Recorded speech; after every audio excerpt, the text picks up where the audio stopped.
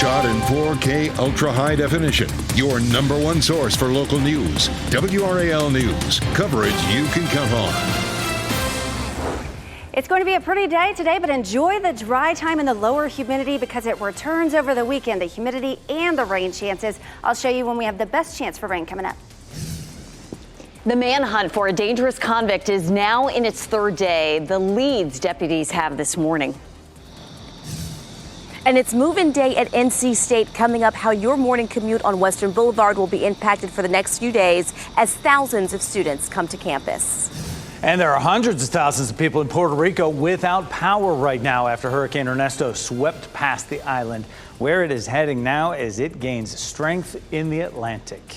We'll feel the effects of it, not a direct hit, but it's coming. 4:30 is the time right now. We're glad you're with us on our Thursday. I'm Jeff Hogan. And I'm Renee Chu. Meanwhile, we will stay dry and the air just feels a lot drier. What a difference. Meteorologist Amy Wilmoth in for Elizabeth this morning. It's a gift in mid-August, Amy. It is, yeah. We have to get outside and appreciate this time with the lower humidity.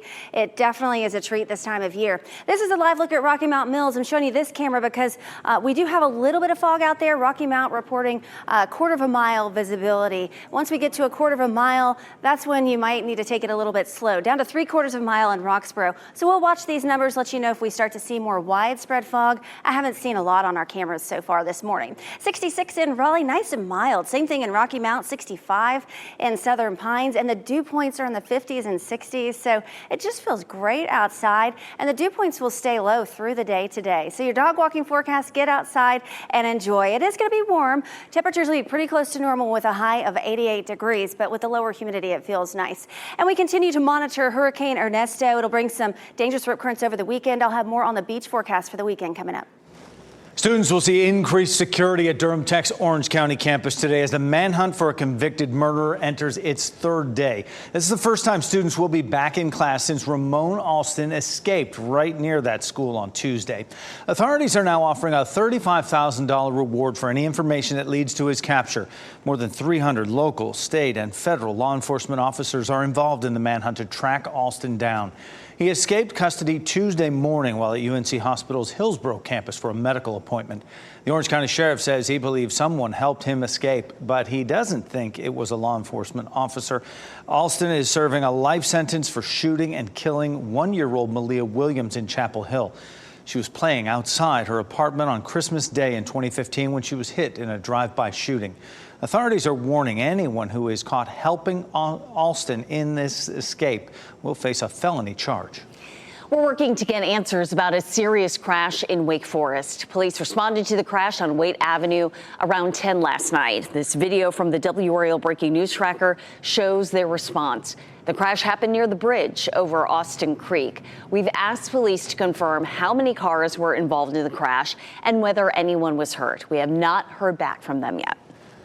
If you commute and it takes you right near the NC State campus today, you're going to want this heads up. College students will begin moving into on-campus housing there this morning. WRAL's Kelsey Coffey joins us live from Western Boulevard. Kelsey, this is going to cause some backups for drivers in just a few hours like it always does, right? Jeff, we know the drill every year. If Western Boulevard is a part of your morning commute, you may want to give yourself a little bit of extra time over these next few days. This area is going to be really congested as students are going to be moving in, and move-in traffic won't be allowed on Dan Allen Drive. They have that reminder out there for parents that are moving their students in. So hopefully that will be able to help with some of that congestion. But take a look at this video of move-in from last year. Parents sending their students off for a new adventure. The university is preparing for a big change at the end of this school year. NC State Chancellor Randy Woodson is set to retire after 15 years at the university. The search for a new chancellor is already underway. Students should be moving in over these next 3 days, so you should expect to see this traffic on Western Boulevard until Saturday. Kelsey Coffey, WRAL News, live in Raleigh. Students are moving in at other colleges in the area. Move-in at UNC Chapel Hill started yesterday. Duke's move-in starts on Saturday. Classes will start on Monday for UNC students and August 26th for students at Duke. Move-in also starts today at North Carolina Central University. This year's incoming class is the largest in 15 years. The school says almost 2,000 first-year students are part of the class of 2028. More than 1,500 of them are from right here in North Carolina. Vice President Kamala Harris will make her campaign stop in Raleigh tomorrow. She's expected to roll out her economic policy plan. It includes a ban on grocery price gouging and proposals on how to deal with prescription drug and housing costs. WRAL's Sean Gallagher will be there and bring us live reports on her visit on TV and online at WRAL.com. Former President Trump was in Asheville yesterday for a campaign rally. He talked about the economy and also about energy prices.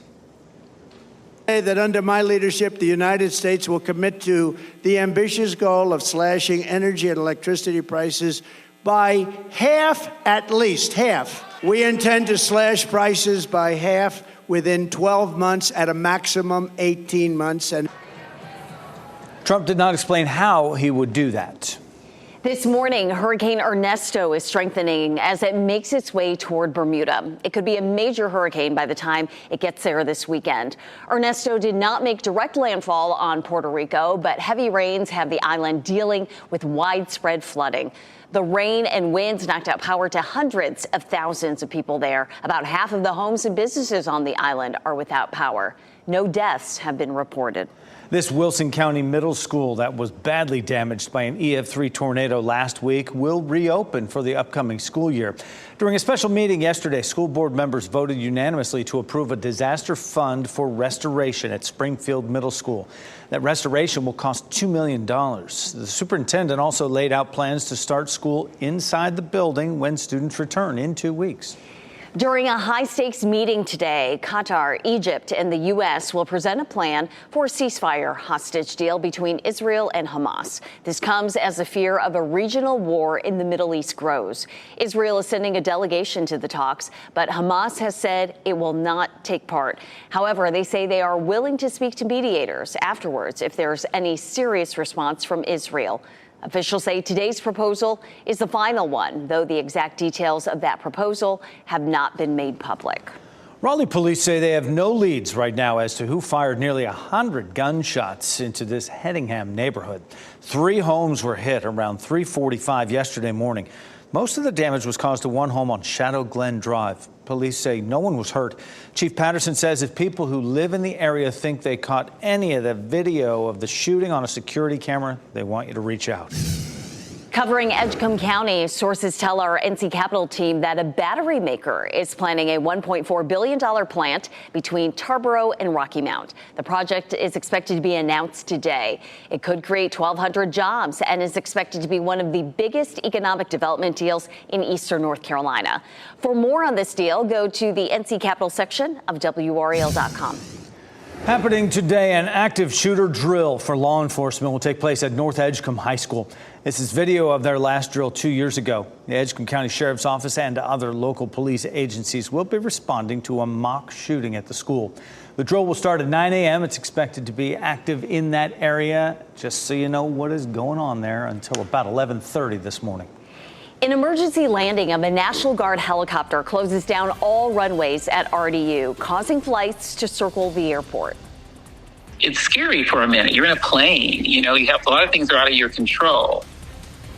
A passenger on an inbound flight shares her experience. Taylor Swift will play her first concert today since a terror plot canceled her shows in Vienna, Austria.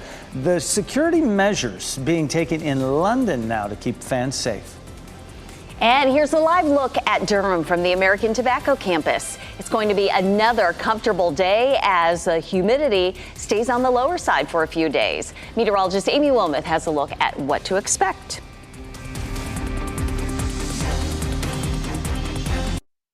From the WRAL Severe Weather Center, North Carolina's most experienced team of meteorologists. Good morning and welcome back. I'm meteorologist Amy Wilmoth in for Elizabeth this morning. We have the tower lit and blue for clear skies. It's going to be a pretty day today. The humidity stays down similar to yesterday, maybe just a couple of degrees warmer today. We do have a little bit of fog out there. Rocky Mount reporting some patchy fog with a temperature of 65.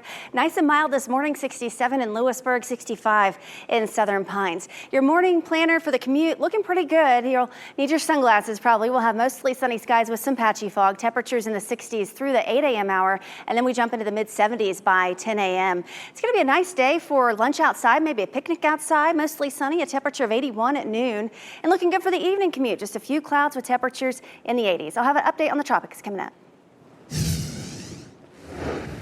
Robert F. Kennedy Jr.'s campaign team wants to arrange a meeting with Vice President Kamala Harris. Kennedy campaign officials say RFK Jr. hopes to speak with the vice president about a role in the Harris administration if he were to drop out and endorse her. No meeting between the two candidates has occurred yet. Kennedy already had a meeting with Donald Trump regarding a similar potential role were he to endorse the former president. Kennedy's third-party campaign is picking up steam as he gains access to ballots and secures media appearances.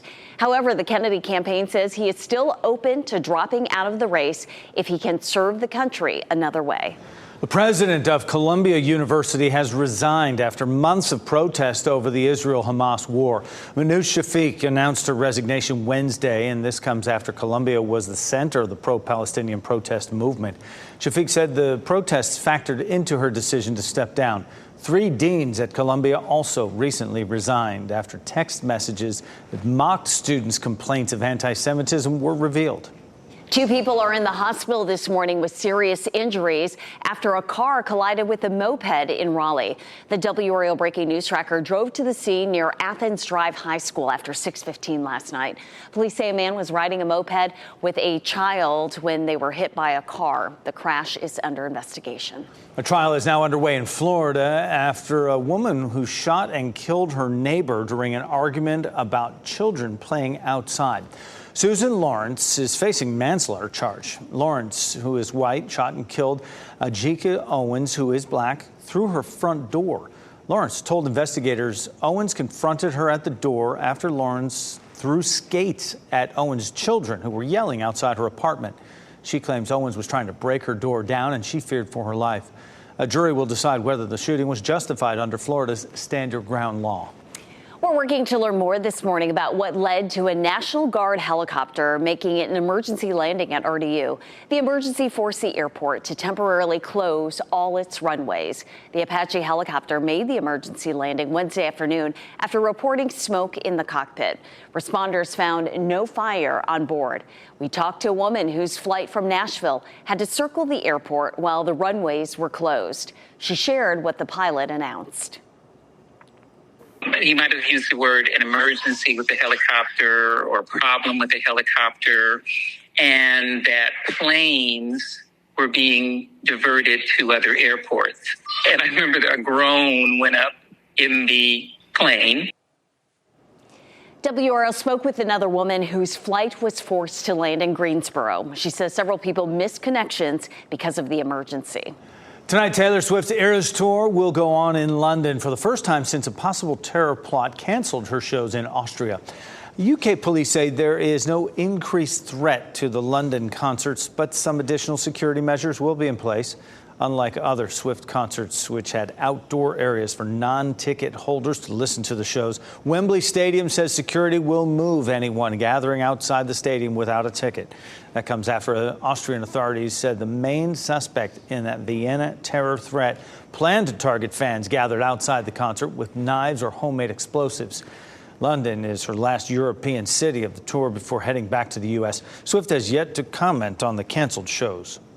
Oscar-nominated actress Gena Rowlands has died at the age of 94. A cause of death was not announced, but Rowlands' son revealed in June that she had been living with Alzheimer's for the past 5 years.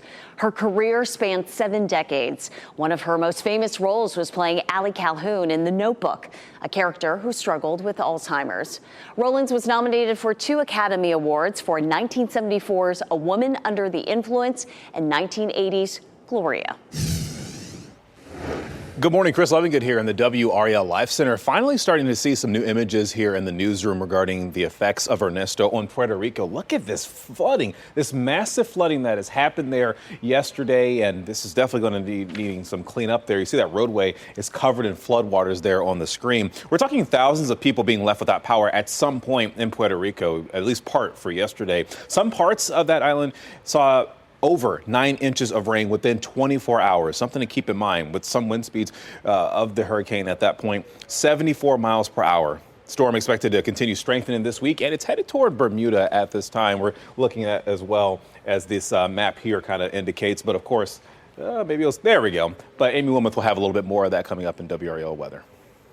In fact, she'll do it right now. And I know it's going to be an effect for folks who are on the coast, Amy, but not that direct hit we've seen before. Right, and it's going to be tricky because the weather's looking pretty good for the beaches on Saturday, so it's going to be nice outside, but the water, I think it's probably going to just be too dangerous to get in. More on that coming up in just a moment. Some of the weather headlines tracking Ernesto with those dangerous rip currents over the weekend, beginning Saturday, continuing through Sunday. But nice today, enjoy the humidity staying on the lower end, and then weekend rain. We have a cold front that is on the way. It brings the potential for some rain, maybe even some severe storms as we head into late Saturday and into Sunday as well. This is a live look at Apex, and notice how it looks a little foggy here. We have a little bit of patchy fog, similar to what we had yesterday morning. It's not widespread. I haven't seen a ton of it, but there's a little bit of patchy fog. 66 right now in Raleigh and Durham, 59 in Roxborough. It's 67 in Fayetteville. Hour by hour dew points today, not that bad, in the mid 60s for the most part, and that's very nice for this time of year. The last several weeks we've had dew points in the 70s. Yesterday dew points were in the 60s as well. It's pretty nice out. College move-in for NC State today. It's going to be warm for that, mostly sunny, but at least the humidity stays down. At least you don't have to worry about rain. Temperatures will climb into the mid to upper 80s this afternoon. Here's a look at the big picture. This is the front I was talking about that's going to bring us some rain over the weekend, but it's also going to help to keep Hurricane Ernesto off of our coast. It's going to help push it out to sea, but it is going to have some big impacts on Bermuda, unfortunately. For us, for outdoor plans this weekend, Saturday's looking pretty good. It's looking drier, just a slim chance for rain, maybe an isolated severe storm very late, and then Sunday, a better chance for some of those scattered storms. Here's a look at the front as it makes its way toward North Carolina. Late Friday evening, maybe in extreme western parts of the area, we could see a stray shower, but most stay dry. And then Saturday, looking dry through the day, but late in the evening and nighttime hours, we could see some storms. And then Sunday, we have a better chance for those scattered showers and thunderstorms. Hurricane Ernesto has winds at 85 miles per hour. It's north of Puerto Rico right now, and it's headed toward Bermuda. This is a look at the latest track. I'll pause the clock here at 8 a.m. Saturday morning. It's right over Bermuda as a Category 2 hurricane, but that cold front is going to keep it away from the coast, but it's close enough that we're going to have some dangerous rip currents and some rough surf over the weekend. Pretty nice for the next few days, but we do have that chance for some storms late Saturday into Sunday, continuing into Monday, but look at Tuesday and Wednesday. Nice with temperatures in the low 80s. Love that. Amy, thank you. A new book club in Tennessee comes with a twist. The mission of the two retired private investigators who are leading the monthly discussions. And something unusual is happening off Antarctica. Why the world's biggest iceberg is stuck and spinning.